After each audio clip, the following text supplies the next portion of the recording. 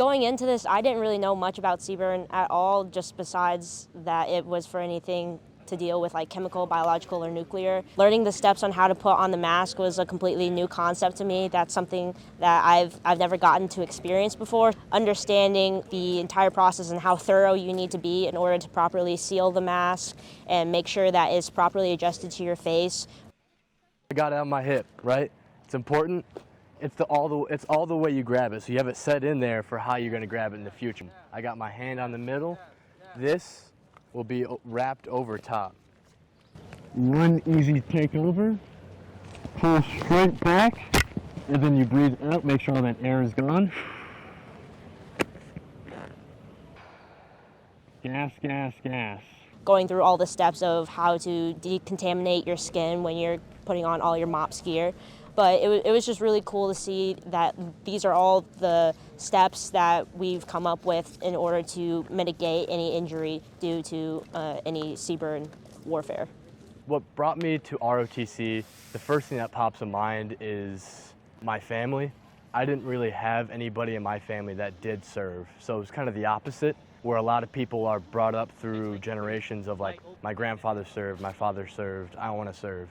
I didn't see that in my family, and I have a really large one, and so I saw the lack of people in service, and I thought that someone needs to take the mantle. I said, why not me? I think it's really important, especially as future leaders. Like, I like to think that, you know, when you're a leader, like, you are in charge of someone else's family member. I know my family that's one of their big concerns that they asked me is like, oh, are you afraid of maybe at one point, like, you have that risk of potentially not coming home.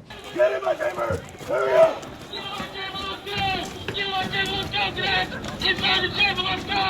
Nice. His leadership is being the one out there, I guess, stepping over the bodies, being not the one taking command from the back, but rather leading from the front. Sometimes we see a lack of that in today's values.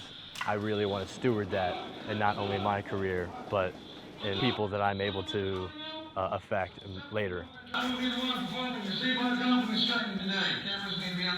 I think it's really important, especially as future leaders. Like, obviously it's always like mission first, but it's people always, and that goes into safety is a very important aspect. You're in charge of the lives of so many sons and daughters.